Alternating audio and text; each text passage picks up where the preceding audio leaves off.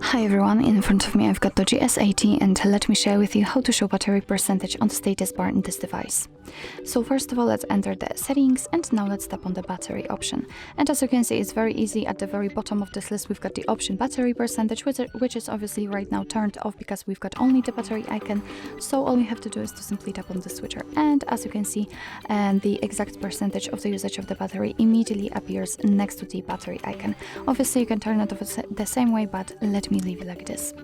So actually this is it. This is how to show battery percentage on the status bar in your DOOGEE S80. Thank you so much for watching. I hope that this video was helpful, and if it was, please hit the subscribe button and leave the thumbs up.